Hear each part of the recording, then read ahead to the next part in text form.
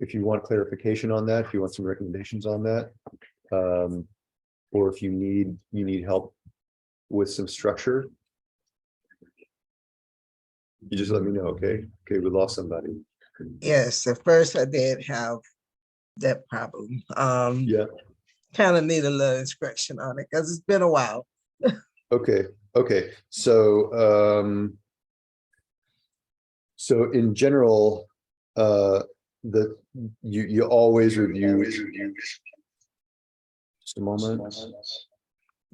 In general, you always review the basics. You always make that your like level 1 information, right? And that's why I create this March 2023 basics. I just call it March because that's when we started. But you always start with the basics because and for us that means anatomy and physiology and kinesiology. Without those two, there would be no pathology, right? And understanding how massage hand techniques would be much more difficult. It just helps everything. It's necessary for everything. Okay. So and then anything that feels in the basics. Okay, so let me back up. So the basics are how the body is put together. So for us, that's orientation. What's up, down, lateral, medial, front, back, etc. Like, what are all those terms, right? So you start to build your vocabulary to express those things, right? Like the body is looked at from this way, and that's called anterior. For the hand, it's volar. For the foot, it's dorsal plantar, right? So you practice. That's why I have you practice those almost every session. And then how the body moves, like how the body is meant to move, and also the languaging around that. A lot of what you're getting ready for is languaging. It's to be able to express accurately, so that you don't have to say, instead of saying a muscle contracts, you can say there's a concentric contraction, right, or a shortening of the muscle, right? And then after those things, you start to get into the stuff inside the body, right? So how is the cardiovascular system put together? What are the structures, right? And then what do the structures do? And a good way to do that would be to cycle through 1 or 2 of them every day.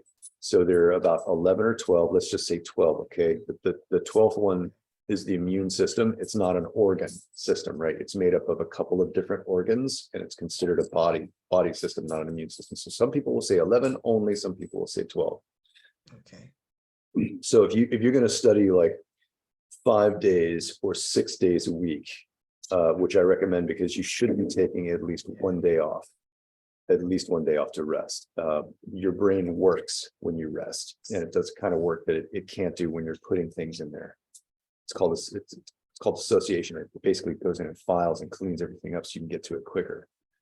So if you're going to study like 12 body systems over the week and you have 5 or 6 days, that'd be about 2 body systems, maybe 3 body systems a day. The muscular system, the skeletal system are the largest. They take up and the endocrine system, right?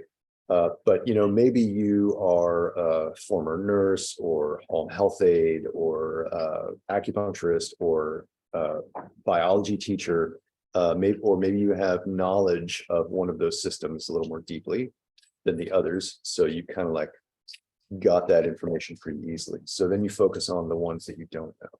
So over time, over like a couple weeks, you'll start to figure out where your weak points are in terms of the basics, in terms of understanding how the body's put together, in terms of the 12 systems. When you learn your 12 systems, you have to learn the anatomy and physiology. All right, and then that's just like the first top level. I would call that level 1. I should organize all this stuff for you guys, but it's challenging for me just to keep up with everything right now. Yeah. So the basic information I would say would be, how to get oriented or talk about the body, up, down, medial, lateral, etc. Okay. Superior, inferior, medial, lateral, all the orientations, and then the movements of the joints, and then the 12 body systems. After that, you start to get into really specific stuff. I would call like the second level of information that's specific to the muscular system, to the bones, to the joints. This is stuff that you guys specialize in, right? So those would be all the stuff that we've covered about muscles, and we're gonna I think just about wrap that up today. So you'll get to like the full. We'll finish laying out all the information for the muscles that you need, right? And then all the specific information for the bones. You've gotten a taste of that already when we have looked at the scapula. What are the bony features on the scapula? Where do the muscles attach? How do we know we're looking at the front versus the back of the scapula? And then we've looked at and then we did the same thing for the pelvis, right? Like this upper half is called ilium, the lower half is called the ischium. And then building out more specific information, like where do the different muscles attach? And then that's like your second level of information, right? Like what do the fibers of this muscle look like? Where does it attach? What motion does it do in the joints around it? And then the third level of information down from there would be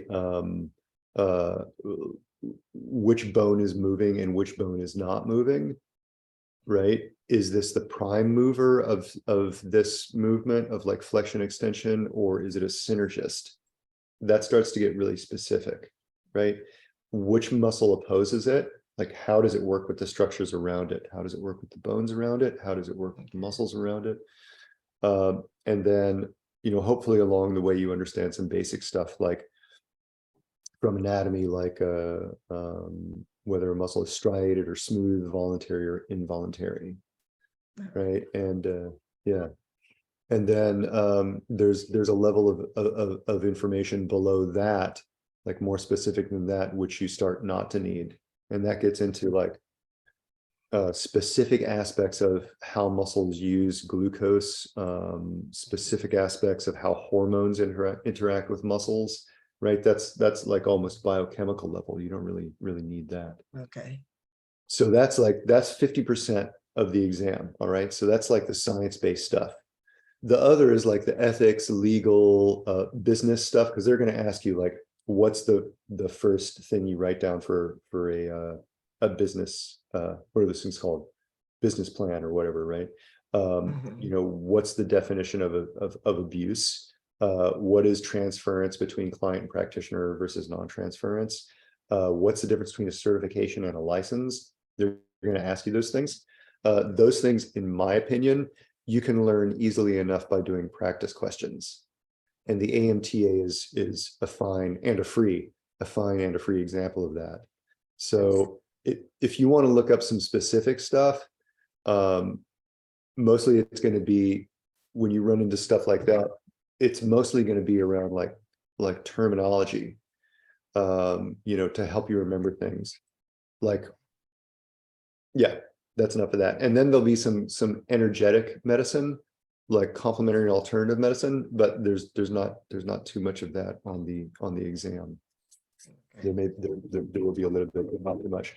And then the massage techniques, I would say, is the third category, right? So your first category is like the sciences, second category is the professional stuff, and then the third category is massage techniques. The massage techniques are going to be mentioned specifically in the pathology section. Each of these sections is between 10 and 18% of your score. So the pathology session will have a small percentage that is hand techniques, but you want to know those hand techniques. And we definitely will be going over those. I have a chart in the MBLEx Google Drive. I have a Google Sheet, which is a spreadsheet with most of the hand techniques, with the mechanical and the reflexive effects. And you just need to get used to those. You just need to like get familiar with those. And then as far as like how to study, there's different ways of studying, and you have to find what works for you. For me, reading something and repeating it and moving, and sometimes asking myself, do I really understand this? And even trying to like mock teach it works really well. Other people need flashcards, right? They need to see, they're very visual, so they need to see things over and over and over again, and having the information just on a page they know is not going to work. And maybe they need to find like a favorite video for the harder concepts and watch that regularly. But for the most part, being successful in preparing for an exam is being able to imagine or to see all the information laid out and to be able to break it down into a couple different sections, a couple different levels of information, and then to cycle through it regularly. You know, so definitely do your hard sciences, definitely do your sciences every day, even if it's just 5 minutes to review your orientation terms and or joint movements, or like muscle directions, you know, muscle histology. Even if it's just 5 minutes to do that, make sure you touch on that every day. And then you cycle through the other stuff, the professional stuff, the hand techniques. Am I omitting something? Professional stuff, hand techniques, and energetic medicine. Cycle through that other stuff regularly. Okay. You know, it's challenging. You can't prepare for everything. You can't learn everything, but you know, you just have to try. You just have to try. Yeah. Okay. So thank you. yes, let me just clean off my screen. Thank you for asking. Let me just clean off my screen before we stop.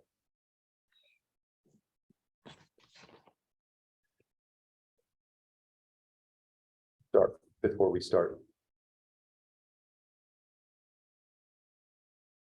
Start video. Is that better? Maybe. Okay. Right. So let's take a look at let's do our cardio review. So you can mute yourselves, or you can leave yourselves unmuted if you want to.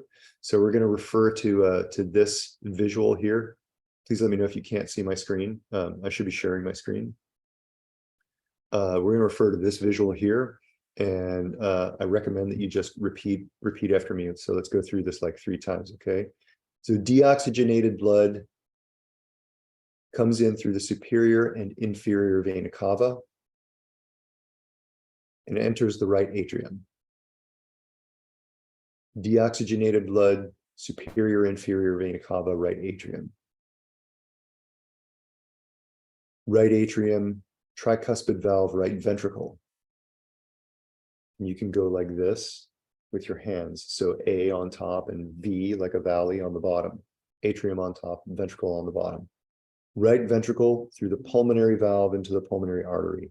Right ventricle, pulmonary valve, pulmonary artery. Pulmonary artery to the lung. From the lung to the pulmonary veins.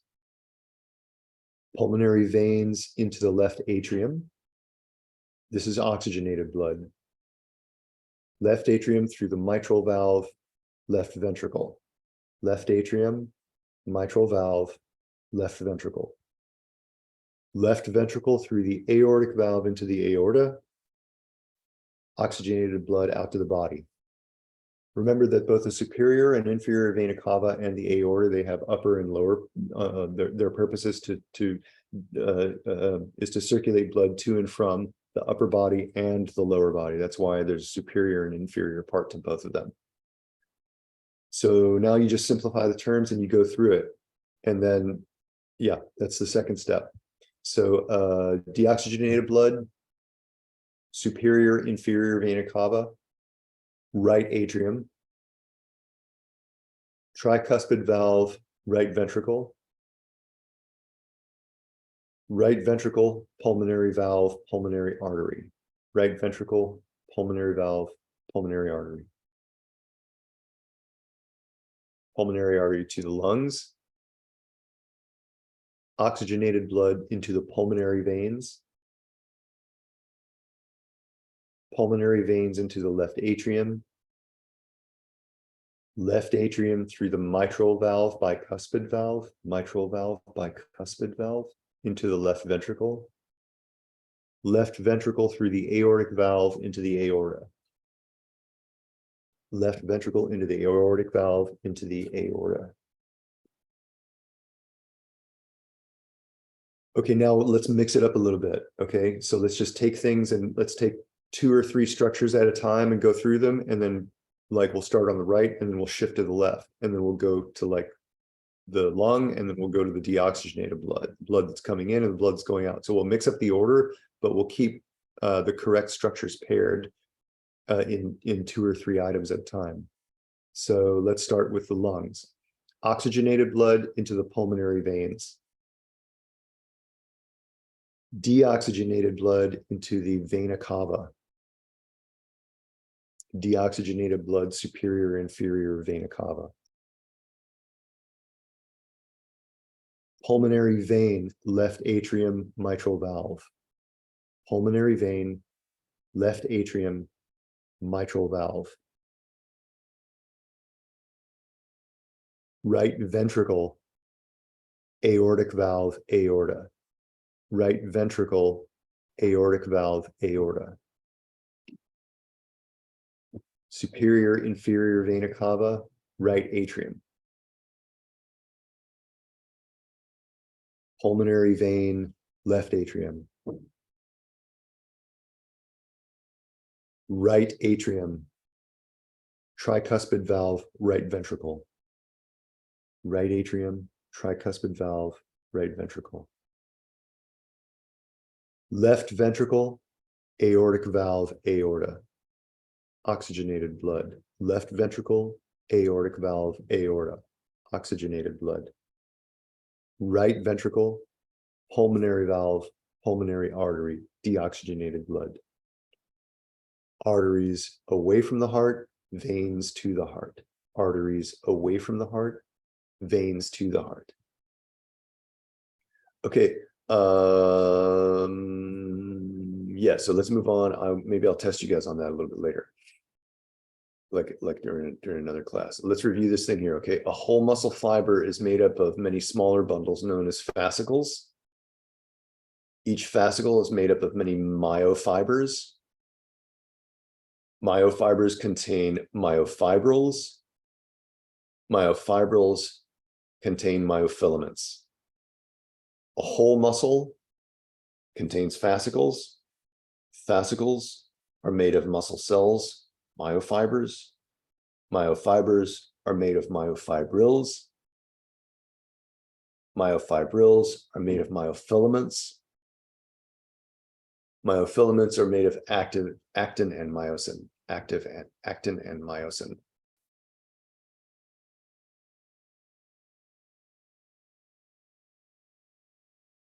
Now let's start there. One of your learning objectives or your study goals is this looks like it may be a little small.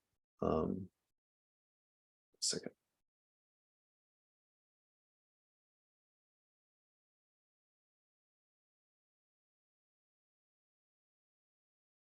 One of your study goals is to understand the anatomy of a skeletal muscle, and they ask you that twice. They say identify various organizations of muscle fibers in skeletal muscles, and they say identify the structure of muscle fiber at the microscopic level. I think when they say microscopic level, what they mean is breaking the muscle down into what it contains: fascicles, myofibers, myofibrils, actin, and myosin. And I think what they mean when they say various organizations of muscle fibers in skeletal muscles, I think what they mean are orbicularis muscles, rectus muscles versus pennate muscles, unipennate, bipennate, etc., the shapes of muscles. So we're looking at the structure of muscle fibers at the microscopic level. With everything with the FSMTB, I have to decide what it is that they're saying, because they're sometimes a little bit not specific enough, and that is okay. That's okay. You can't know everything, and you might as well pick something and start woodshedding it. So this is a muscle, right? Here's a tendon and the red belly, also called the gaster. Muscles have a gaster or a belly, and then they have a tendon. They have an origin and an insertion site. So here's the tendon, and then there's the muscle. And every muscle is made up of several fascicles. So these are fascicles. So there's a big one that's extended out. 1, 2, 3, 4, 5, 6, 7, 8, 9, 10, maybe 11 fascicles. Each fascicle is made up of many myofibers, muscle fibers. And every myofiber is covered with a sarcolemma. Myofibers or muscle cells, myofibers or muscle cells are the cellular, or they are cells, so they contain nuclei, They contain mitochondria. You can see mitochondria in the drawing here, and nuclei over here. And then down here, you have blood capillaries. So there's a blood supply. And every myofiber is made up of myofibrils. If we take out one myofibril and expand it, it looks like this down here, right? So here's a muscle cell. That's a myofiber. And each myofiber contains many myofibrils. The myofibrils are the ones that have actin and myosin filaments. We'll look at those in a minute. So you have muscle that's made up of fascicles. Fascicles are made up of myofibers or muscle fibers, muscle cells, myofibers. Myofibers are made up of myofibrils. Muscles, fascicles, myofiber, myofibril. Muscle, fascicle, myofiber, myofibril. Then you have to remember that just leaves sarcolemma, actin, and myosin to remember. The sarcolemma, sarco means muscle, and lemma means like sheath or covering, lemma. So the sarcolemma, you have to just identify which structure it goes around. That goes, it's the covering for the muscle fiber. The name of the muscle fiber is the myofiber, muscle fiber or muscle cell. And then what else does that leave? That leaves actin and myosin. So the smallest unit of muscles is the myofibril, and the myofibril contains myosin and actin. Should be on the next page. Yeah. So here's a larger view. Is this the largest one I have? Yeah. Here's the largest view. These are myofilaments. See, I'm sorry. This is a myofibril, and myofibrils contain myofilaments. The myofilaments, see these dots? Myofilaments are all these dots and all these lines, right? The dots and the lines are the same. The dots are the cross section of the lines. The dark ones are myosin, and the light ones are actin. Okay, hold on just a second. I'm having some seasonal allergies, so I just need to take a pause for the cause.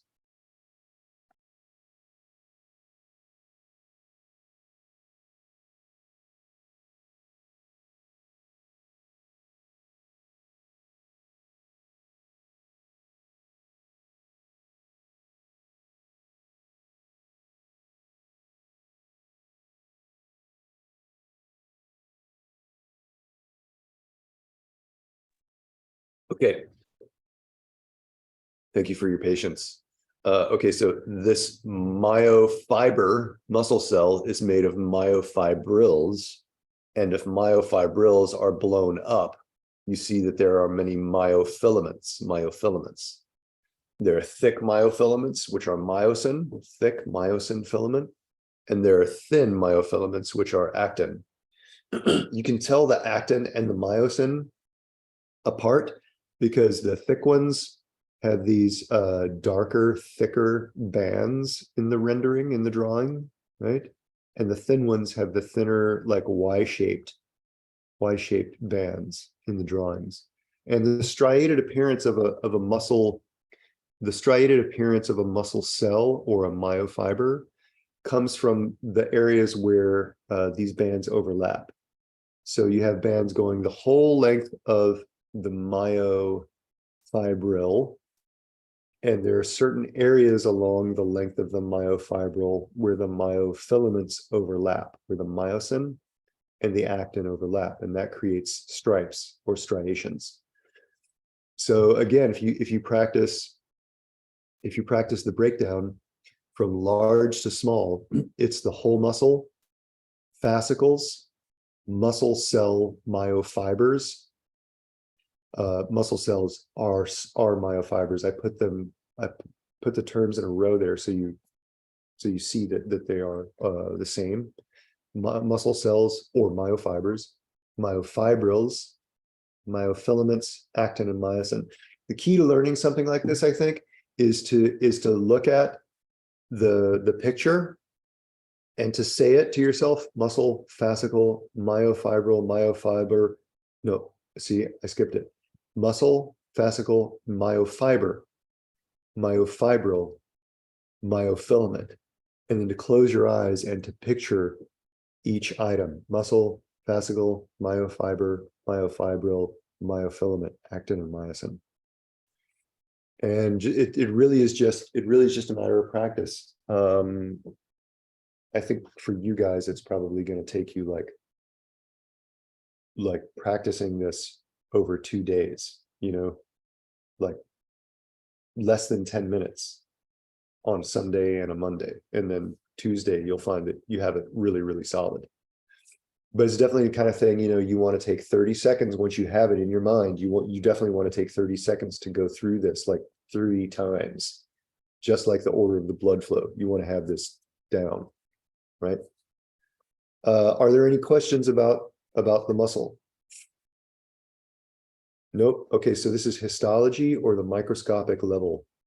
And then the structures in the muscle cell, the myofiber, that I want you guys to really have down are the essential parts of any cell. So that's the nucleus, the cell membrane, which is called the sarcolemma, and then the mitochondria that are in there.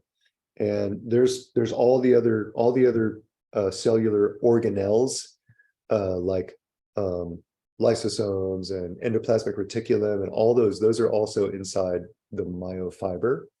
However, you know, they're just not pictured here. Is there anything else that we want to look at before I move on from that? Okay. Okay, one of the first things that they ask you to learn in the FSMTBE study guide for the MBLEx is to understand the effects of massage on the muscular system. They put that statement at the beginning of almost every body system and at the beginning of almost every section, right? Whether we're talking about like a special population or whether we're talking about the muscular system, they say understand the effect of massage on, right? On the circulation, on the muscular system, etc. This is not so easy to find, right? Some of it is kind of almost intuitive knowledge that you've absorbed from your studies, your time in the classroom, listening to other clinicians talk about how hand techniques or how massage in general affects the body, this, that, and the other aspect of the body. It's some of it, it would be good for you to dig for the like deeper levels, more specific amounts of information. The more specific you go, in my opinion, the less likely, this is just my opinion, I don't know, but in my opinion, the more specific you go, the less likely they are to ask you about it as it relates to this specific question. How does it affect the muscular system? So I think it's fine for you to think broadly. So what do we know about massage and how it affects the muscles? Well, broadly speaking, it loosens them, makes them fluid, separates structures from each other. It increases the blood flow, it causes inflammation, right? It warms, it loosens, it moves. So some of the ways of saying that would be that it increases range of motion, which it does for both the muscles and the joints. Range of motion is both the extensibility or the pliability of the muscle, the stretchiness of the muscle, as well as the capacity of the joint to move. That's called the physiological range of motion. The ability of the joint to move is called the physiological range of motion. And the range of motion the joint has, like when you're completely healthy, is the anatomic range of motion. If you have an injury, your physiological range of motion in the joint is less than your anatomic range of motion. If you go to physical therapy, you get your physiological range of motion increased. Or if you go to massage therapy, you get your physiological range of motion increased, right? Movement. Okay, so massage increases range of motion, it decreases stiffness, it increases blood flow, and it increases muscle temperature, muscle temperature. So as you're reading stuff like this, that's kind of like, you know, very superficial layer of knowledge, make a note to yourself if something surprises you. If you read something and it's like, oh, I never heard that before, that's interesting. Or if something seems counterintuitive, like, huh, it does XYZ, I would think the opposite. Then that's one thing that you want to review for the next few days, like for a few days until you have it cold, right? Okay, increases proprioceptive accuracy. So proprioception is your ability to know where the horizon is and where your body is in relationship to the horizon. It's what tells you as you're falling. It's what tells you that you're falling and about to hit the floor. It's what tells you that you're upright and not about to fall. Proprioception and the accuracy of that, by the way, decreases as we age and as we move less. People who age, they tend to move less. If you move less, you challenge your sense of proprioception less. So really old people, that's going to be me in like a couple of decades, so I better stop saying that. So like it's people who are in their septuagenarians, octogenarians, etc. They have a difficult time discerning the visual distance from the ground to their head and feeling their relationship with the horizon. So older people, as they start to fall, they don't realize it. They can't feel it the way that younger people can. They only realize that they are close to the ground when they're really close to the ground, which is why falls are such a big deal. And it's why movement is such a big deal for older people. You know, even like you see like the people in the pool doing water walking, like super gentle exercise, you know, that's like completely valid. I mean, anything that you can do, any movement that you can do is beneficial. Okay, I'm diverging, I'm sorry.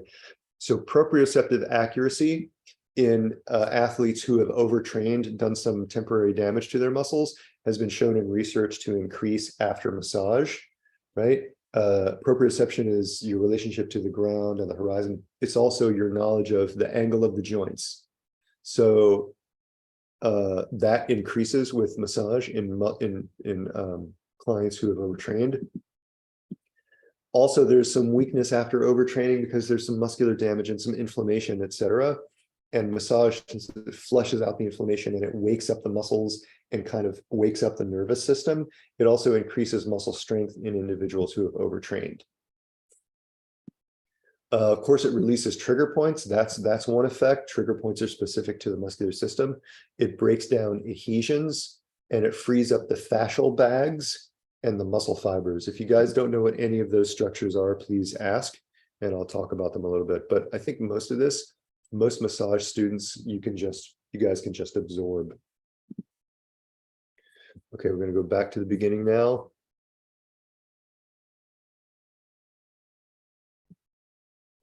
This is going a little slowly, so let me just get the film strip up.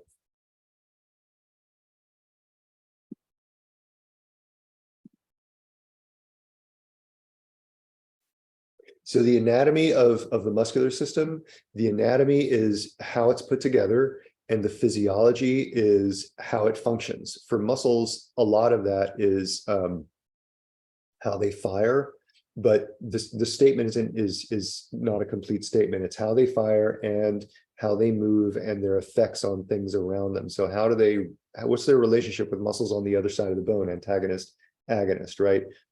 What's the difference between a concentric and eccentric, right? What is shortening and lengthening? How do they act as levers? How do they pump the blood, right? How do they affect other structures in the body? Just a reminder, there are 12 body systems. You guys can look at that if you want to.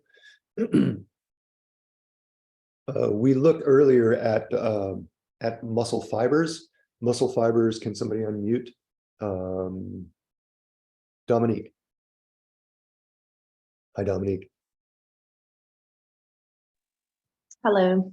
Hey, what part of the muscle are muscle fibers? Are they like the bundles that make up the muscles, or are they the muscle cells themselves?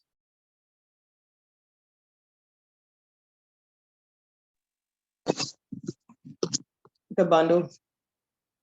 Okay, the bundles are called fascicles that make up the muscles, and the myofibers or muscle fibers, those are actually the cells, right? So repeat after me: muscle, fascicles, Fascicles, myofibers or muscle fibers. myofibers or muscle fibers? Yes, excellent. Okay. So when we look at thank you, Dominique. When we look at muscles, what we see is this big muscle belly, and inside are all these fibers, inside are all these fascicles, and the fascicles are made up of myofibers or muscle fibers. There are basically two areas where fibers are distributed in the muscle. One is the outside, the belly that we see, and the belly does most of the work. Those are called extrafusal muscle fibers. They're outside of a structure called the spindle. So this gray structure, this one's a little bigger. This gray structure is a spindle, looks kind of like a corn husk or a lemma, like a lemma. A lemma is named after a corn husk type structure, at least. So this is like a sac or a spindle. I don't know why they call it a spindle, but that's what they call it. They call it a spindle.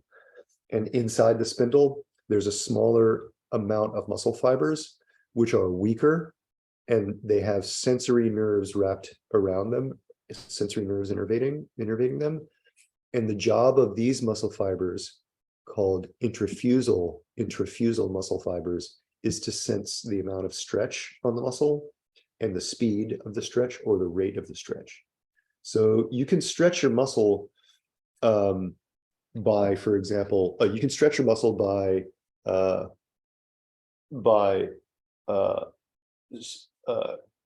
extending the range of motion as far as you can and lengthening as far as you can, right? But you can also, we also stretch muscles when we simply lengthen the muscle fibers. That's stretch.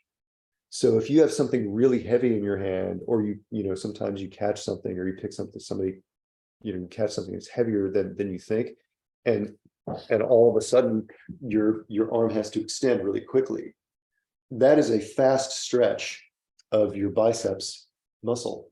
And it's the job of the intrafusal muscle spindle fibers to gauge that stretch and to determine whether or not it's going to tear some of the muscle fibers, right? You can imagine, like, if you tear muscle fibers, if you tear living cells, some of them die, right? So it's a big deal to the body. So to stretch or to stretch quickly can be dangerous. And in that case, what will happen is the intrafusal muscle spindle fibers will send a message to the nervous system, the central nervous system. The central nervous system sends a message back that inhibits this muscle, the antagonist, and allows the muscle to go the other way.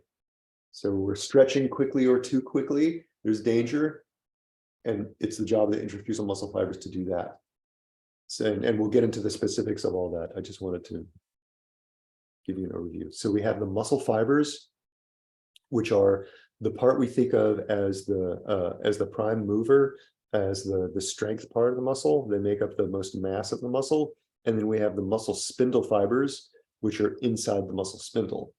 The third feature we're going to talk about is the Golgi tendon organs, and we'll talk about those last.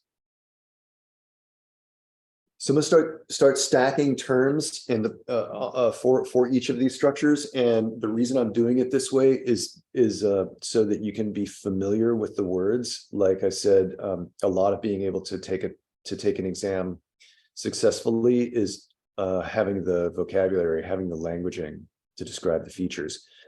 So let's just look at extrafusal muscle fibers first. So the extrafusal muscle fibers, extrafusal means situated outside the spindle. They contract, they do strength, right?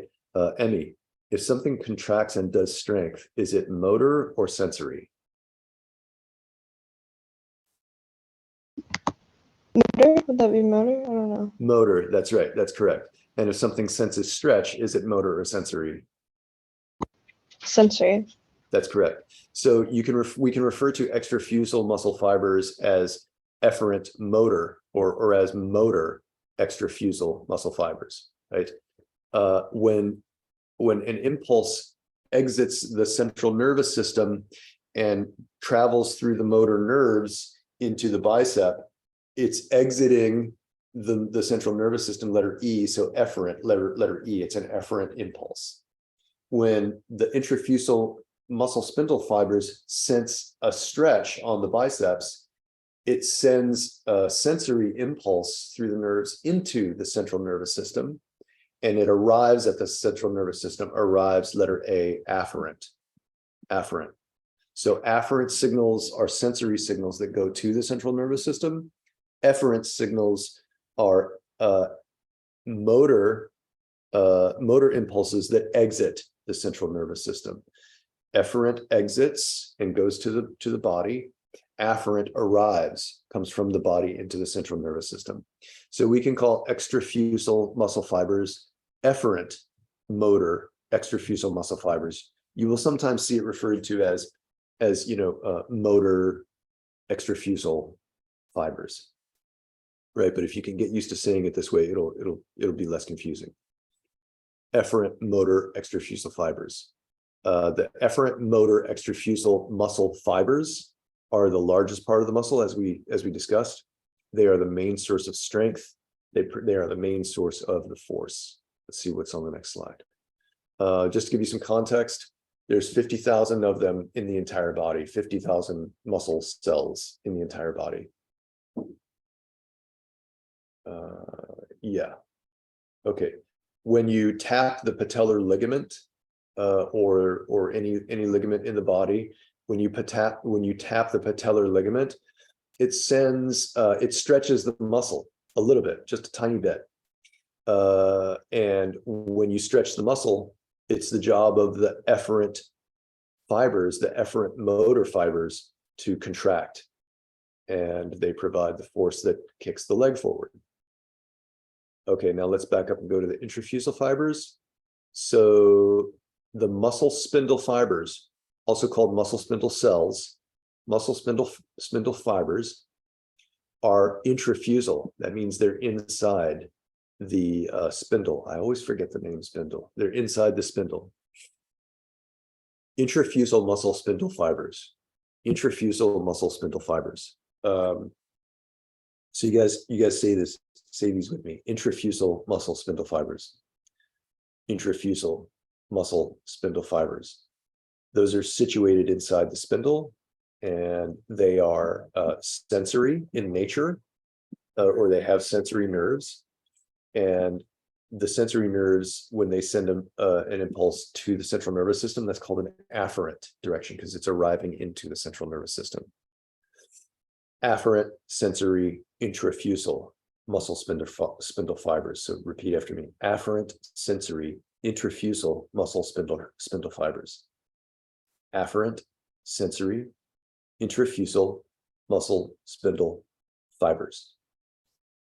Their job is to sense stretch, the afferent, sensory, intrafusal muscle spindle fibers. And in each muscle, there's about 14 of them. I know it may have been a comparison between the number of extrafusal efferent motor muscle fibers in the whole body versus the number of afferent, sensory, intrafusal muscle spindle fibers in each muscle is not quite an accurate one, or out of proportion, but that's the only information that I can find. So let's see. So now, before we go into like reciprocal inhibition and autogenic inhibition and all that, let's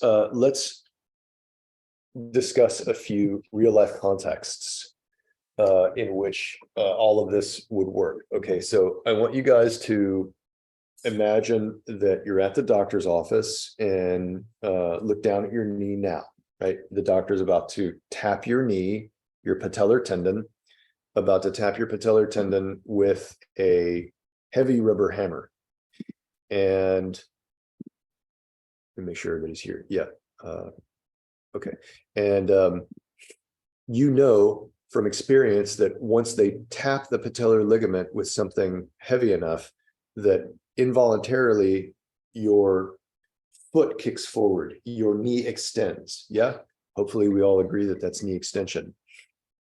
And I want you in your mind to like feel that happening, right? Remember that happening. So what I want you to understand is that when you tap something, or when you press on something, a tendon or a muscle, you're actually shortening it, because the two ends are not moving. The bones are not moving yet. You're just pressing on it.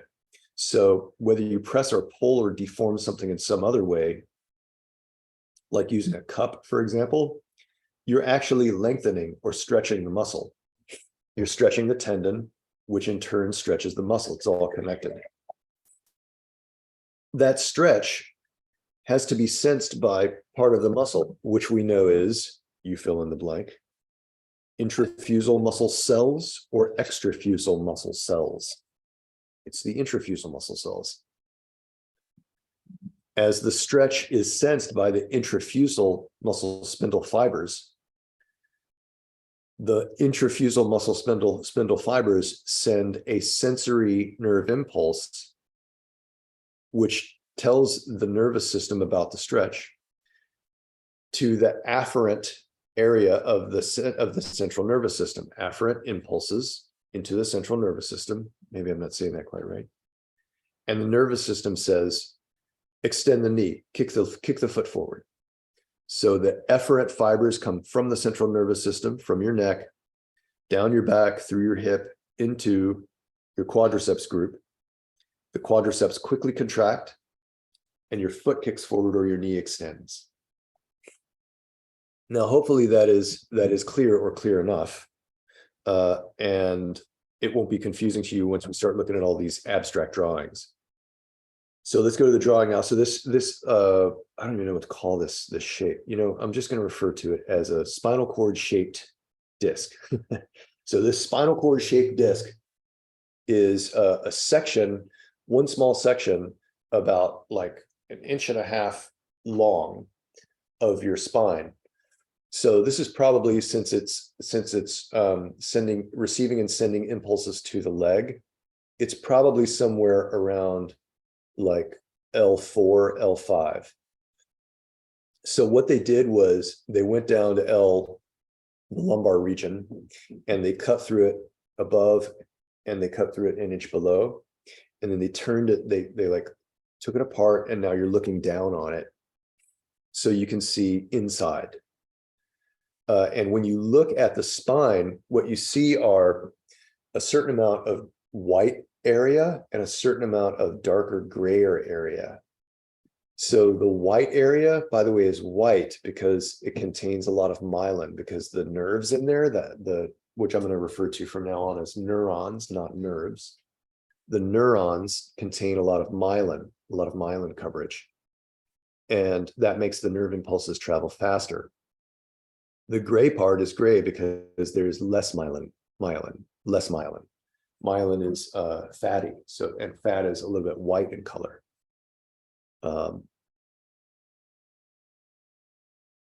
Okay, so what do I need to tell you next to help you? Okay, so we're going to go back through the process now of the patellar reflex. All right, so when this rubber mallet taps the patellar tendon is connected to or part of the rectus femoris, part of the quadriceps muscle. It stretches the rectus femoris muscle, stretches it a little bit. The stretch is detected by which one, the intrafusal or the extrafusal fibers. If you said intrafusal, you are correct. It's detected by the intrafusal fibers, which play a sensory role. They pick up stretch and the speed of stretch. And they send an afferent arriving at the nervous system. They send an afferent impulse through an afferent sensory neuron into the central nervous system, into the spine, into the spinal cord. Once the afferent sensory impulse arrives in the CNS, central nervous system, the nervous system then has to decide what to do with it. And in this case, in the sudden lengthening of the rectus femoris muscle, the nervous system says, shorten the rectus femoris. It's lengthening quickly. Let's get it under control. Shorten it. In order to make that happen, it sends out 2 motor impulses, efferent motor impulses. One efferent exiting, letter E, efferent from the nervous system. One efferent motor impulse goes to the rectus femoris and contracts it. To facilitate the contraction of the rectus femoris, a second motor impulse goes to the hamstrings and inhibits the hamstrings. That's called reciprocal inhibition. So it's the agonist muscle, the rectus femoris, the agonist, which is contracting, shortening, and it's the antagonist, which is lengthening, relaxing, or inhibited. Please let me know if any of that is unclear. Okay. Can you go Yes. over that antagonist and agonist again? Yes, and I'll do it here, and then I'll do it in one other place.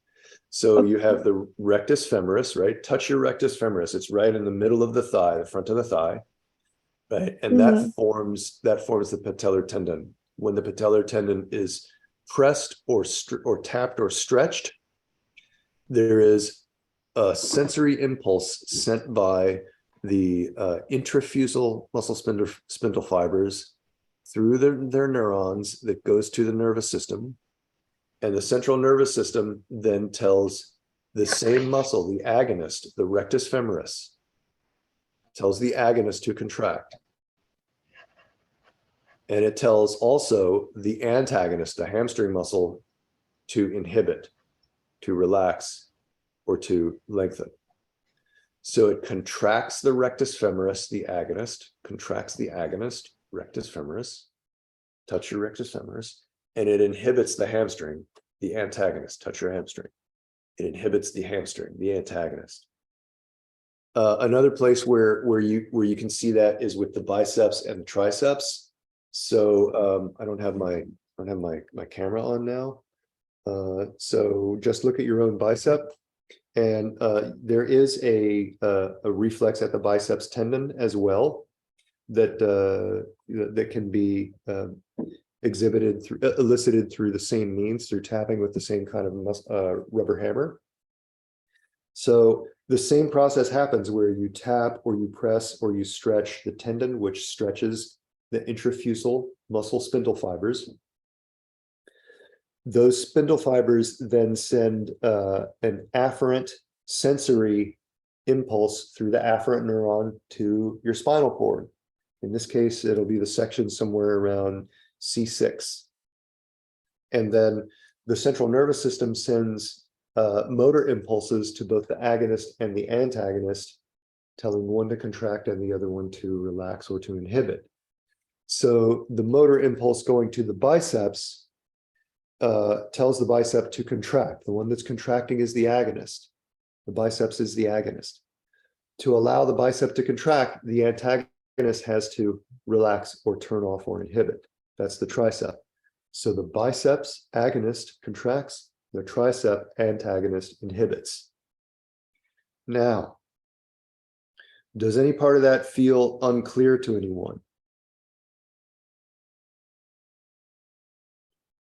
Feel free to speak up. You know, you can speak up if it is unclear. So that is called, since there's an antagonist involved, that's called, how come I'm writing it down like so far away? That's called reciprocal inhibition. Reciprocal inhibition. It should be much closer. I don't know why it's so far away. Oh, I see, because I wanted to go through all this. I see. Okay. Reciprocal inhibition is where the antagonist is inhibited. It's where the antagonist is inhibited. Here's a couple slides which give you a little bit more information, or just a few different views, because I want you to really be able to picture in your mind the intrafusal fibers, and also information on the afferent and efferent neurons, because they're definitely going to expect you to know the terms afferent and efferent. So, Rosie, which impulse arrives at the central nervous system? Is it the efferent with an E or the afferent with an A?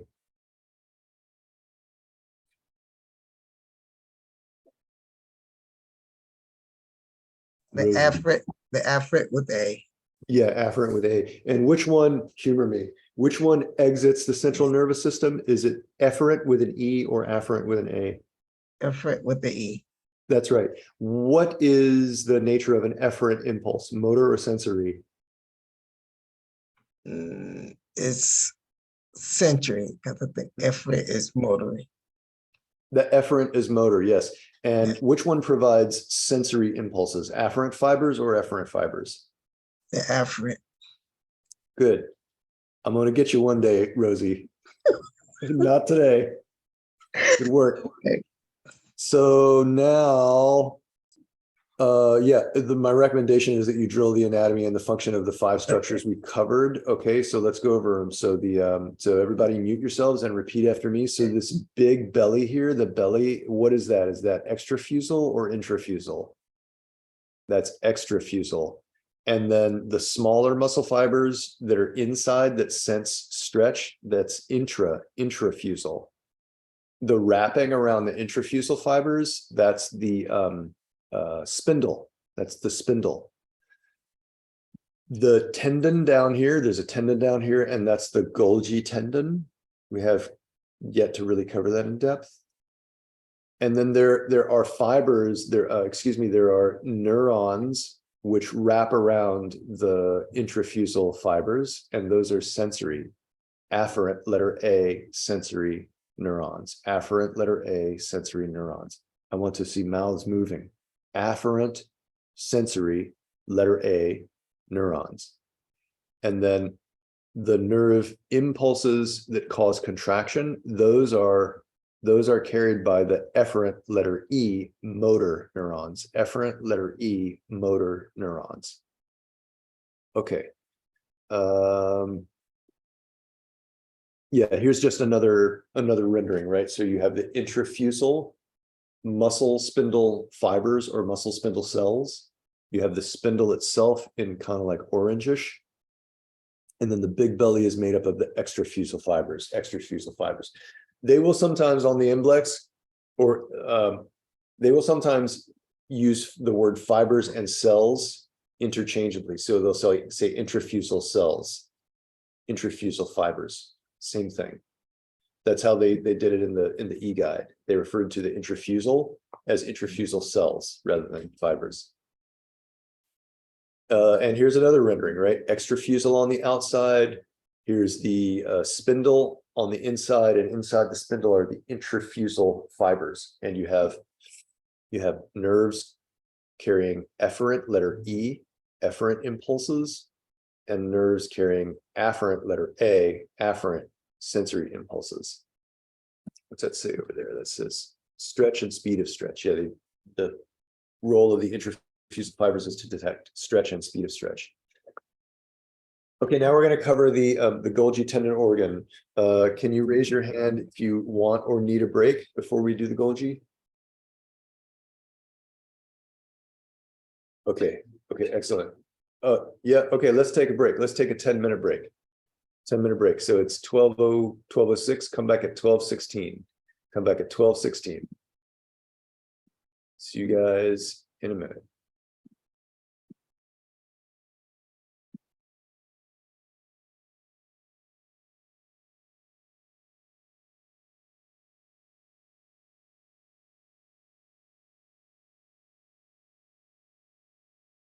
Please let me know if you cannot see the screen, okay, or if there's any sound problems.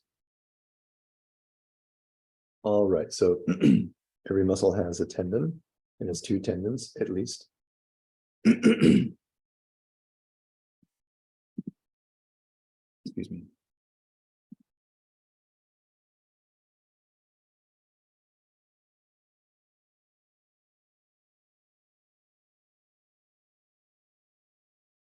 And just as the intrafusal muscle spindle fibers have to sense stretch and the rate of stretch, it's the role of the tendon organs to sense the load or the weight or the amount of the load. So, if you think about how we injure ourselves, I have an echo in my headset, and it's really messing with my ability to think. I see what's happening.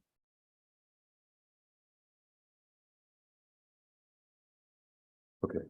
If you think about how we typically hurt ourselves, how we typically tear muscle fibers or tear tendons or soft tissues like that, it's either through things happening too quickly, the length of the muscle changing too quickly, or through trying to load the muscle with something that is too heavy, trying to pick something up that's too heavy.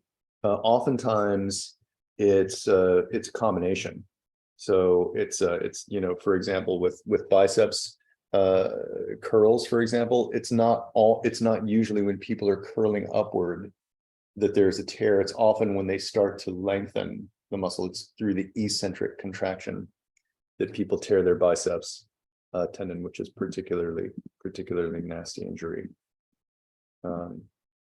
So it is a very real possibility that the body can sustain tears of that nature, and it definitely has to be mitigated.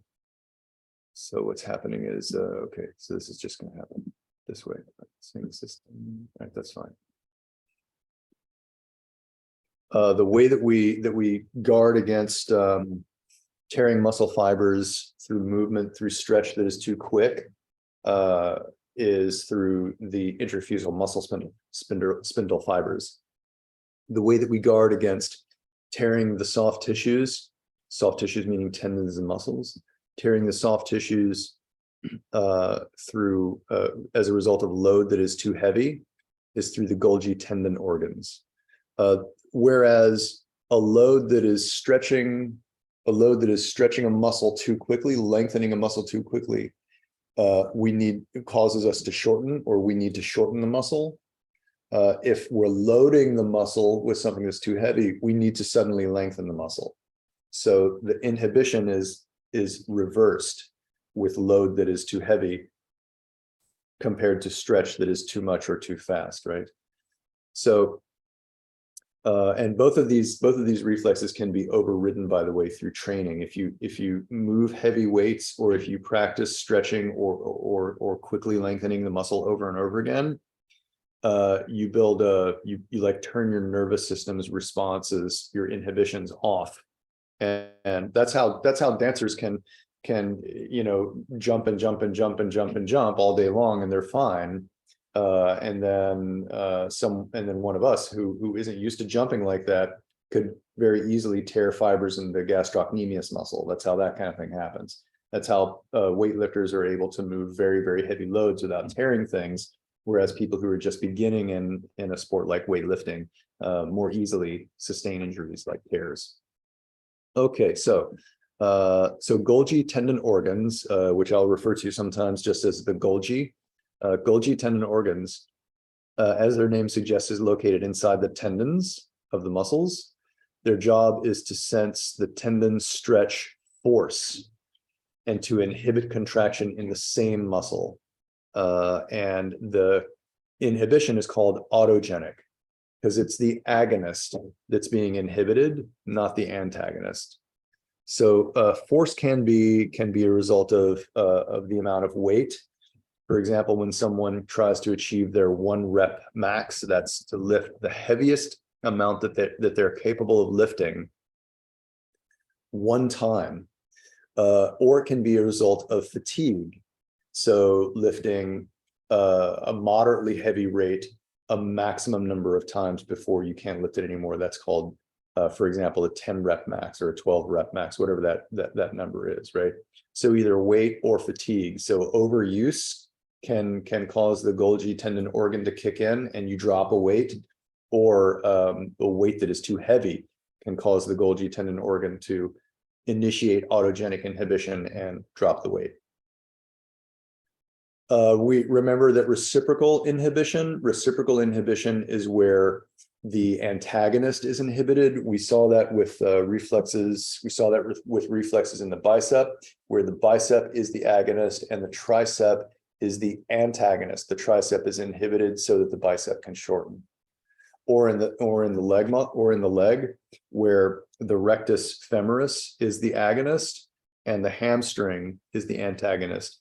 The hamstring is inhibited and the rectus femoris is activated. there's a word that I need to introduce to you, which is activation or activate or activated. So when an agonist contracts, it's activating.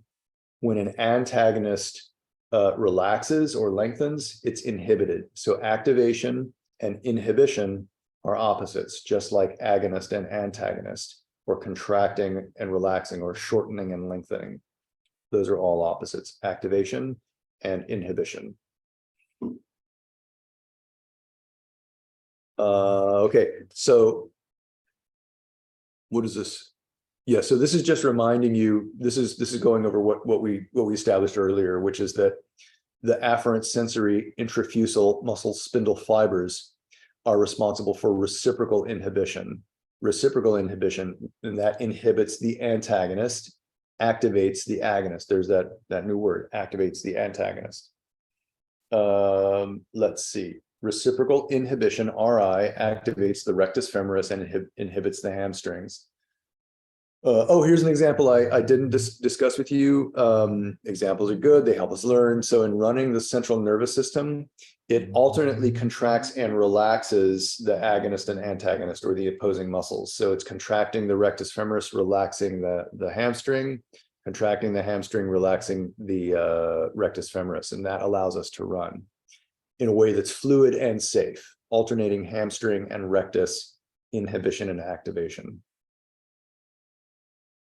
Golgi tendon organs, they provide sensory, so sensory receives stimulus, receives information about stimulus, and sends that information to the central nervous system. So it receives sensory information about the load. They initiate autogenic inhibition of the agonist of the same muscle that's being loaded. A good example is squatting too heavy. Autogenic inhibition will shut off the rectus femoral muscle, and that prohibits us from moving the weight. So with reciprocal inhibition, what we saw was the rectus femoris contracting and the hamstring inhibiting to allow the contraction, the rectus femoris activating and the hamstring inhibiting. And we're going to watch a short video now of this guy, Max Aida, who's missing a squat. So he's failing to move the weight. And what you're going to see is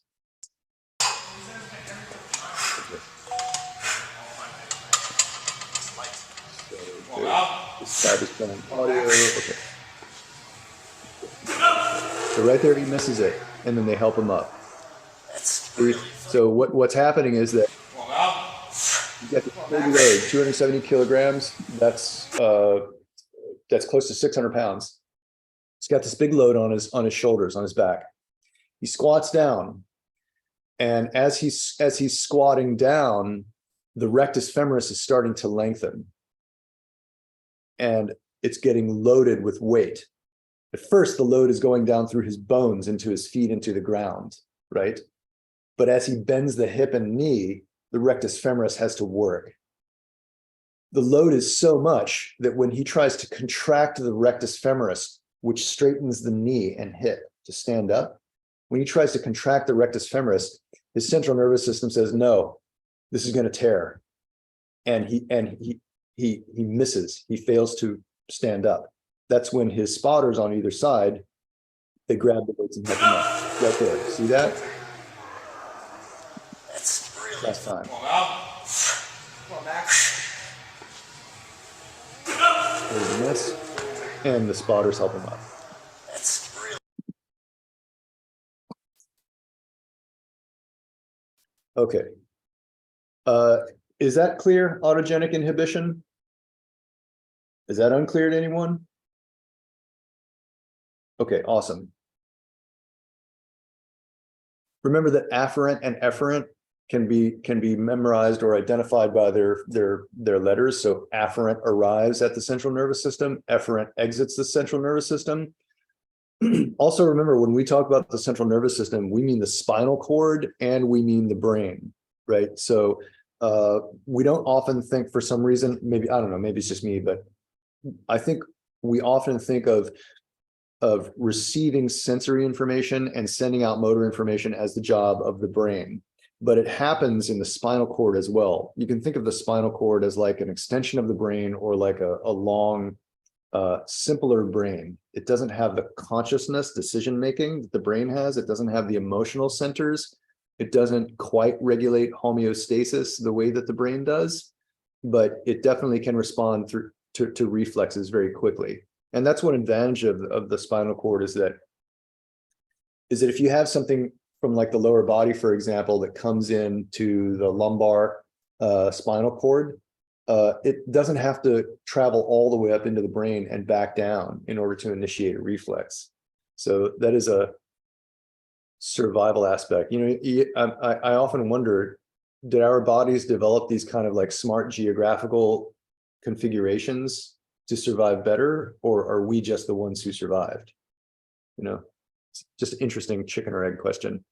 Yeah, more information about afferent or efferent neurons. I'm not going to go over all this, but if you want to explore it, you can. One thing that I will point out is that sensory afferent, letter A, sensory afferent information is collected from the organs in the skin, the organs in the blood vessels, the sensory organs in the skeletal muscles, the bones, right? And also the motor impulses, efferent impulses, are sent to the skeletal muscles and all these other, blood vessels, which sometimes contract, arteries contract and relax, and to the skin, pores opening and closing, initiating sweat gland activity, etc.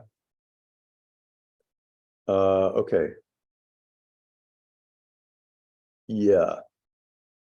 I won't go into the dorsal root and the dorsal root ganglion, although I do want you to know that a ganglion is an area where lots of neurons gather. Usually it's the nerve bodies of the neurons, but you don't have to remember that.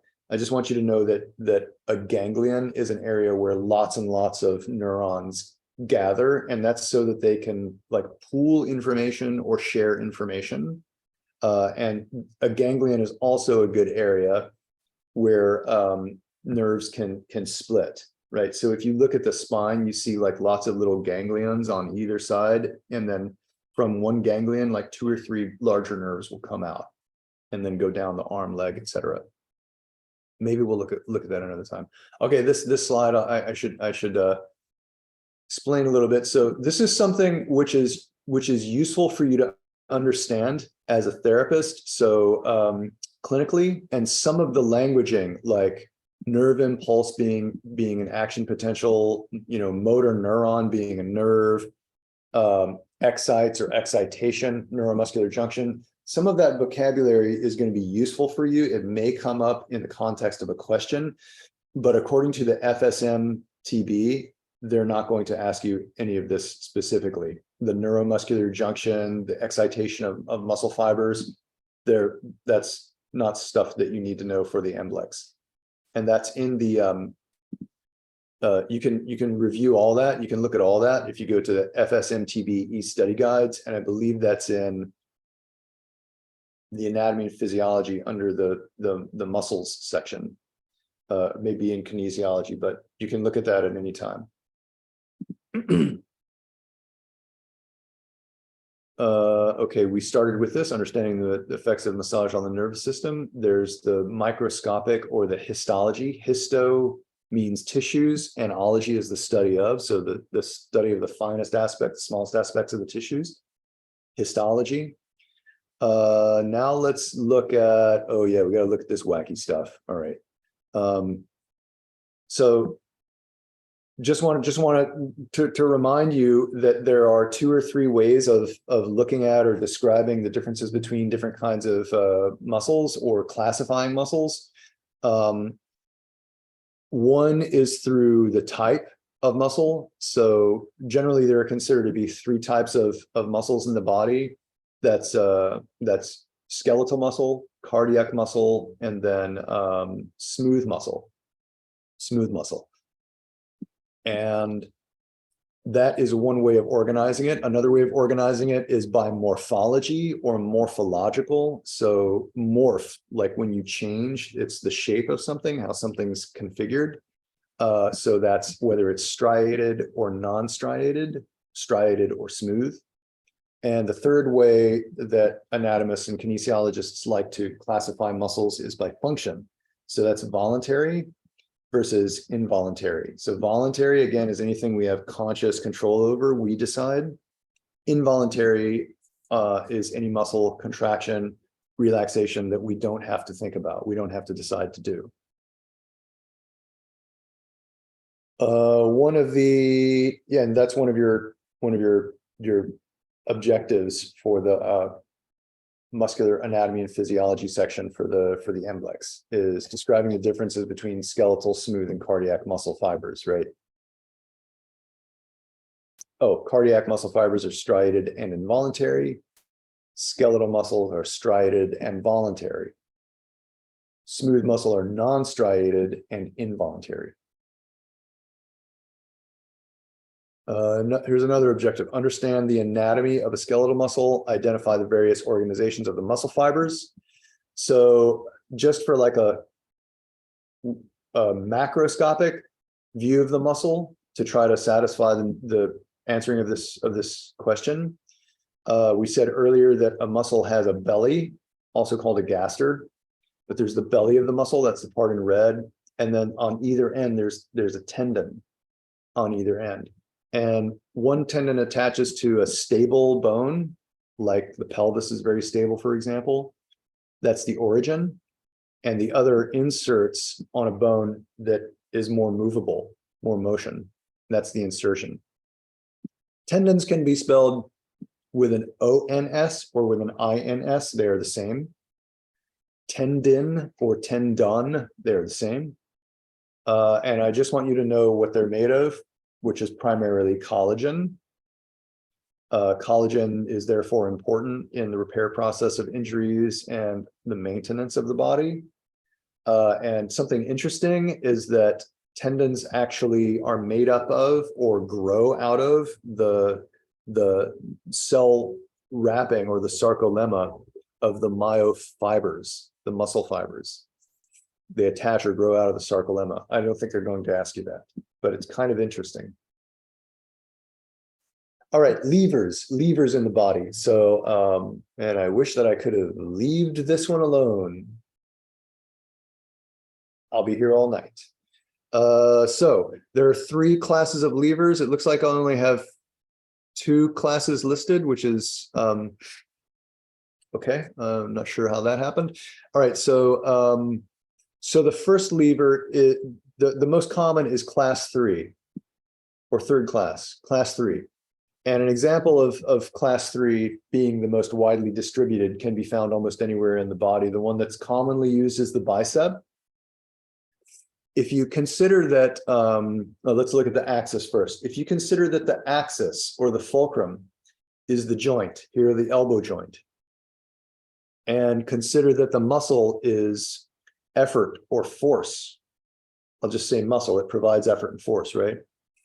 Then you can see that the setup of class 3 lever is with the axis at the end and the muscle in front of the axis and the weight in front of the muscle or at the other end. So it's the axis and then the muscle in front of the axis and then the weight in front of the muscle. Another way of saying that is that with the weight on one end and the axis on the other end, class 3 lever puts the muscle in the middle. The muscle's in the middle. So that's the case for almost every muscle in the body. And I just want you to remember that with a class 3 lever, the muscle is, you could say,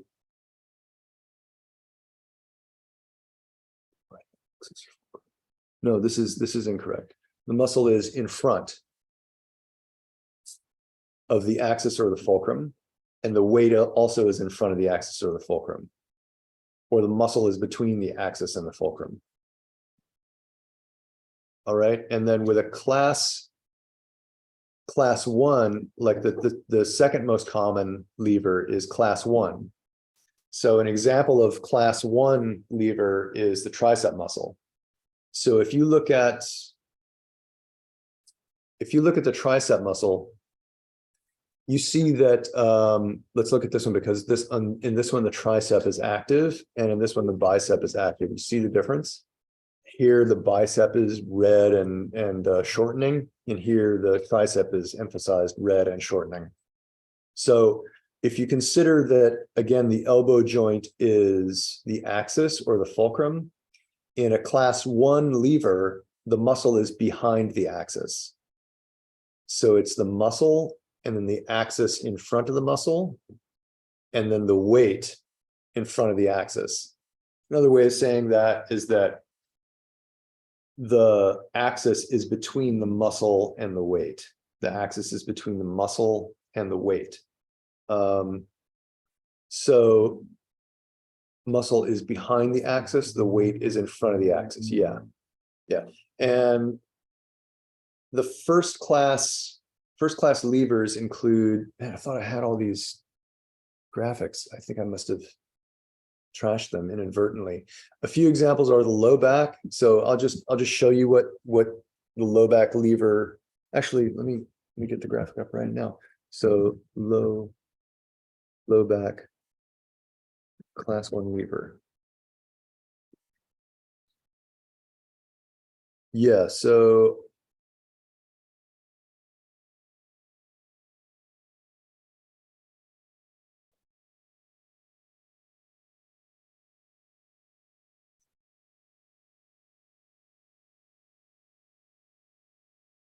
in the deadlift, which is where you bend your hips, you bend the hip joint, and you emphasize bending the hip joint more than bending the knee. Like you think about the hip and the low back more than you think about the knee. In other words, in this, the axis is right here in the hip joint. Axis is here. The force is the force is the posterior chain behind the axis. The muscles are stripped away, right? So it's the hamstring muscles, the glutes, right? And then the weight is in front of the axis. So you have the muscles here. In front of the muscles is the axis or the fulcrum, and then in front of the fulcrum is the weight. And then with the head, let's see, C1 skull. With the atlas and the skull, there's also a class 1 lever. And that looks like this. So here the axis is between the first vertebra, C1, atlas, and the skull, right? And so the axis is right here, and the weight is in front. So the chin and the forehead are the weight, and we're lowering the head down into flexion, which means that the muscles on the back are the ones contracting eccentrically, just like in the deadlift, just like with the tricep. Well, not just like the example we saw with the tricep was concentric. Okay, anyway. So the force, the muscles are in the back behind the lever, behind the axis, and the weight is in the front, and the axis is between the muscles and the front. So this is a class 1 lever. Class 3 lever is the least common. There's only one kind. There's only one place in the body that happens. And that is between the gastroc and the toe.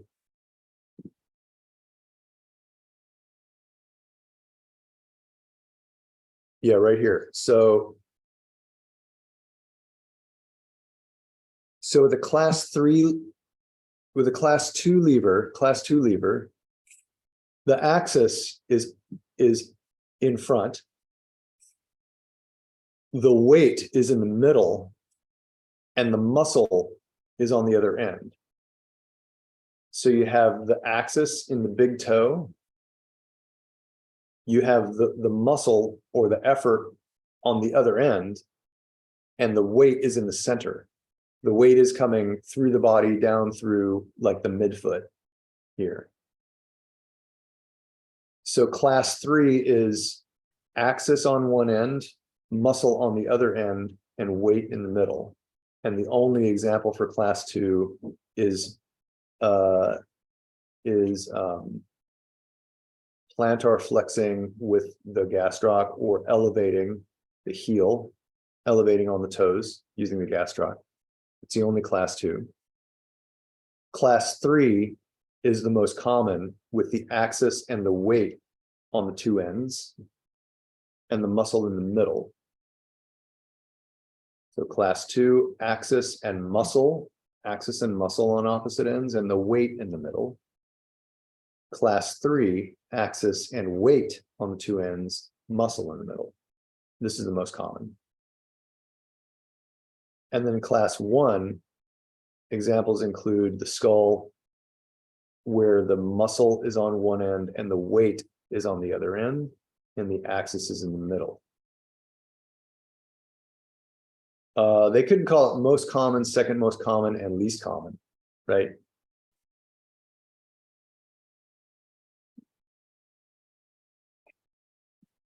All right, so those are the classes.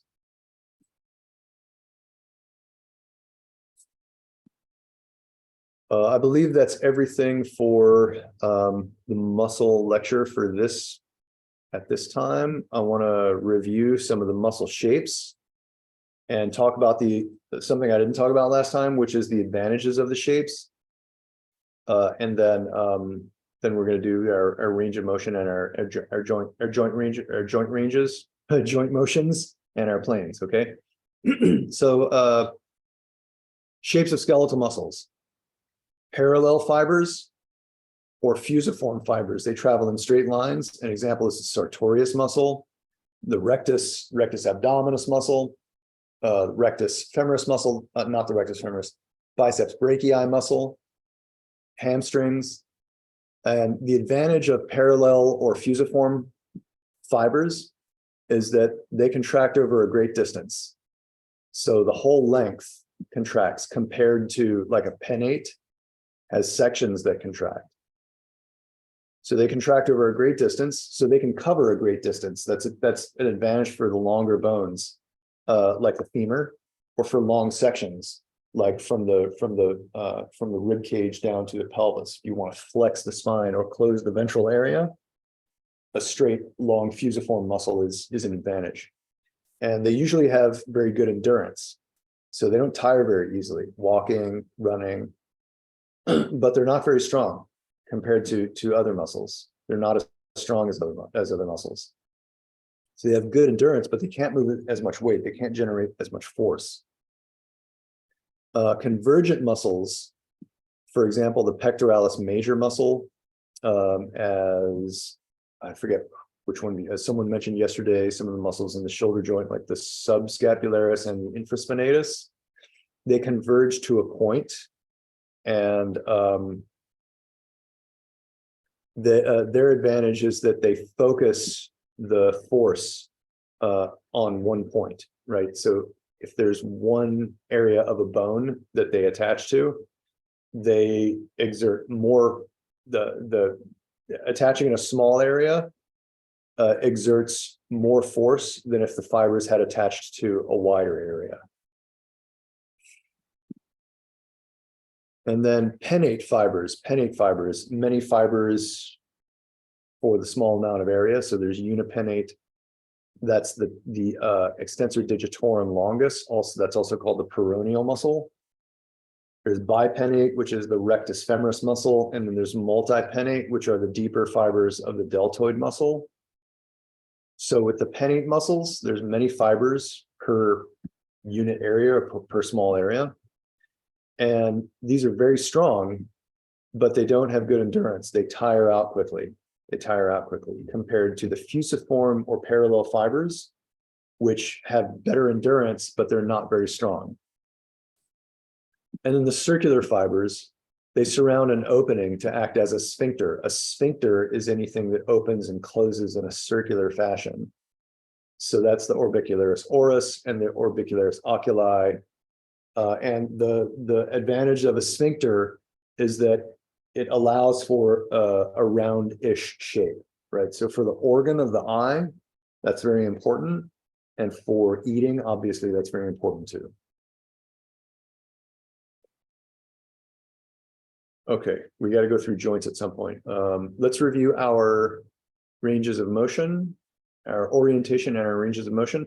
How do you guys feel about all the muscle stuff we just discussed? Intrafusal, extrafusal, Golgi tendon organs, the basics of levers, afferent and efferent fibers as they relate to muscles, sensory and motor, and then the larger aspects of muscles, like having a belly and a couple tendons, and then the distribution of fibers or the shape of muscles.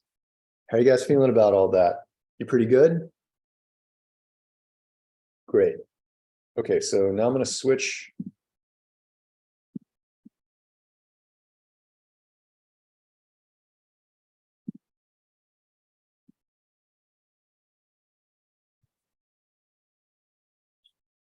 Here.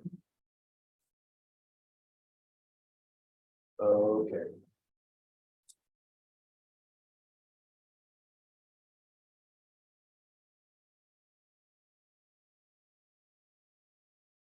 And I am recording. Okay, good. Hide floating media controls.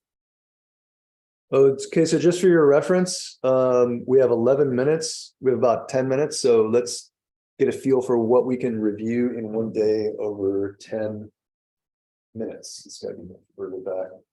Stand. This is like, correct me if I'm wrong, but during class is the wrong time to troubleshoot lighting. Cannot see you guys, but I know someone is laughing at me, probably Rosie. Okay, so frontal plane, please do the movements with me. No one will be seeing you. So frontal plane, also called coronal. If you continue the movement through the frontal plane, you end up at the corona, crown of the head.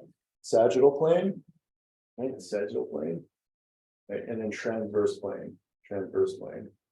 So in the frontal plane, we have abduction, abduction, and a deduction, right? That goes for the shoulder as well as for the hip. We also have side flexion or lateral flexion. That's through the neck as well as through the spine and through the hip joints, right? And then for sagittal, we have flexion. So recall that flexion of the shoulder looks like this, right? A lot of people get confused about flexion being muscle shortening or two bones moving towards each other. With the shoulder, it's not quite so clear to a lot of us, but this is flexion and this is extension. This is neutral, this is extension, neutral, and flexion, right? So this is the sagittal plane. And then also contained in the sagittal plane are flexion and extension of the elbow, flexion and extension of the wrist, flexion of the fingers, flexion and extension of the neck. Remember that this is called flexion because the anatomical view is this way. It's looking at the body from the front with the palms facing forward, right? So this is flexion through the spine. There's also flexion through the spine and extension through the spine. And then flexion and extension through the hip joint. Those are all sagittal plane movements. All right, and then horizontal plane or transverse plane includes horizontal abduction, horizontal adduction, also sometimes called cross flexion. This way is called cross flexion, and rotation through the spine, anywhere through the spine, rotation, and then rotation through the hip joints. Oh, I forgot to mention that the sagittal plane for the lower body, the sagittal, is that the sagittal plane for the lower body includes hip flexion and extension, as well as knee flexion, knee extension, plantar flexion, and dorsiflexion. Okay, great. So now let's go through. Those are our planes. Now let's do our orientation turns. Can you guys hear me okay when I'm facing this way? Can you hear me all right? Yeah. Yes. Okay, awesome. Thank you for the feedback. So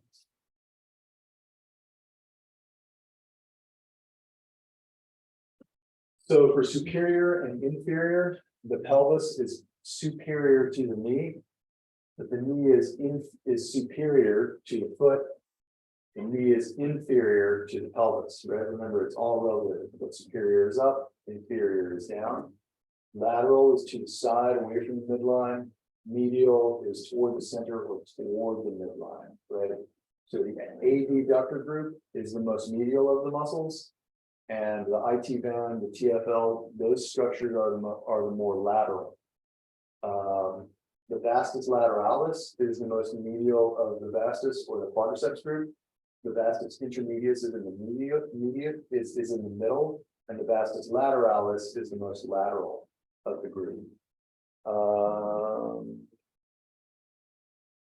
Superior, inferior, medial, and lateral, anterior, and posterior. We always look at the body from anatomically neutral. That's this direction. So this is the anterior surface of the forearm, anterior surface of the palm. This surface of the palm is also called volar or palmar. This is the anterior surface of the legs. This is the posterior surface of the legs and body. You have to think about when they describe a movement to you on the MBLEx, when they describe some kind of movement, you have to think about which is the anterior, which is the posterior surface, which muscles are in the anterior, which ones are shortening, which ones are lengthening, which one is concentric, which one is eccentric. So your anterior, posterior, just as your foundation, can be essential for discerning all that. And okay, so volar for the hand, and also dorsal surface for the hand and the forearm. For the foot, we also have a dorsal surface, and the bottom is called the plantar surface, right? So volar for the hand, plantar for the foot, and then goes to plantar flexion and dorsiflexion of the foot. I think that's it for the distal and proximal. Distal and proximal messes a lot of people up. So proximal is towards the midline or towards the center of the body, and distal is out towards the limbs. Actually, think of proximal as towards the torso and pelvis, and distal as out along the appendages, right? Because we don't refer to this as proximal and the ear as distal. This is medial and lateral, but the shoulder is more proximal than the elbow. The elbow is more distal than the shoulder. So the most distal aspect of the upper limb or of the arm is the finger. That's the most distal aspect. And the most proximal part of the arm is the shoulder. And all of these features are more proximal. All of these features are more distal. And they may ask you, there's a on the arm where your client is injured. It attaches, it's somewhere around the attachment of the deltoid. How would you describe that? Is that proximal to the elbow or distal to the elbow? And the answer would be proximal to the elbow, because relative to the elbow, the deltoid insertion is more toward the center of the body, more toward the torso. So those terms. Can I ask? If you're thinking about where to work, like you could say, okay, let's do some kind of hand technique. Let's do XYZ hand technique. Start at the origin of the biceps and move proximally down the bicep, or start at the insertion of the bicep and move. Start at the origin of the bicep and move distally down the arm, or start at the forearm and move proximally towards the chest. Or with lymphatic drainage, you can describe it that way. Go from proximal to distal, or from distal to proximal, right? Okay, so that's it for the orientation terms. Now we're going to work on I have a question. some of the joint movements. Let's just quickly go through the joint movements. So flexion. And Excuse me. Flexion. Excuse me. Someone had a question. I don't think he can hear us. I don't think you can hear me. He definitely can't It's hear. okay. Flexion of the shoulder. You'll also hear it referred to as flexion of the arm at the shoulder joint, whatever. Extension of the shoulder. I think he don't have the camera facing us or something. Head at the neck. Extension of the head at the neck. Flexion of the neck. Extension of the neck. Right. Flexion of the spine. Extension of the spine. recall that for the shoulder blades, this is elevation, elevation, this is neutral, and this is depression. Elevation, depression. Pushing forward opens our shoulder blades, that's shoulder blade protraction. Pulling back is retraction. Opening is protraction, closing or squeezing together is retraction for the shoulder blades. Inversion and eversion happens in the foot. I'll just show you quickly. This is inversion. This is eversion. I guess you could remember that with inversion, the foot's coming in toward the midline, and with eversion, it's going away from the midline. Letter E, like eccentric or eversion, sometimes often refers to away. And then pronation for the hands, it's pronation and supination. That's a term specific to the hand and the foot. Pronation, prone to still, supination, carrying the bowl of soup. And what else we got? Internal and external rotation. Yeah, internal and external rotation. Definitely practice these with the elbow in different positions and with the humerus in different positions, right? So hands like this, right? So I want you to repeat after me. My elbow is flexed at 90 degrees. The back of my palm is facing out or against the wall. I'm externally rotating my humerus. I'm externally rotating my arm. So do this external rotation with the elbow at 90 degrees, internal rotation, external rotation, internal rotation. Okay, now straighten your elbows, extend your elbows, right? External rotation, internal rotation. Don't think about your hand, think about your elbow or your humerus. External rotation, internal rotation. All right, and now put them up in like a cactus or a goalpost. This is a really common one. External rotation brings the hands back. Internal rotation brings the hands forward. External rotation, internal rotation. With the hip, knee, and foot, there's also external rotation. So external rotation points the foot out, takes the knee out, takes the femur outward. Internal rotation takes it in. External rotation, internal rotation. Now bend your hip and knee, external rotation, internal rotation. Straighten your leg, keep your knee flexed, external rotation, internal rotation. External, internal, external, internal, external, internal. Make sure you guys practice external and internal rotation at the shoulder and the hip with at least like 3 different positions every day, because it will be confusing mentally sitting there taking a test in that abstract way. It can trip you up.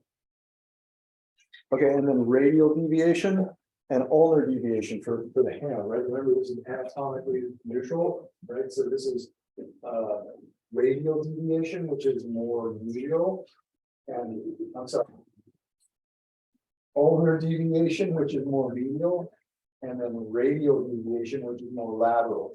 Ulnar deviation towards the ulna, radial deviation towards the radius. Okay, I guess class is over now. And then for the shoulder, there's also horizontal and diagonal AB and abduction. So this is horizontal abduction, horizontal abduction. Shucks. A horizontal abduction, and then there's diagonal abduction, diagonal abduction. Midline, so I'm adding horizontally and then I'm abducting or taking away horizontally, right? And then circumduction, and I think that's it. So circumduction, remember the most distal end, distal proximal. The most distal end moves in the widest circle, and the point of the axis is joined to the body at the root of the body. So you have circumduction at the shoulder, circumduction at the wrist and hand, circumduction through the head, neck, circumduction through the lumbar spine and the torso, circumduction through the hip and the leg. And that's it. All right, good job, everybody. Please let me know if you have any questions by text message, and I'll see you on Saturday. I'm getting the videos up, determined to get them all up today-ish. So we'll be seeing you soon. Text me with any questions. Okay. And I'll talk to you on Saturday. Bye-bye. Bye-bye.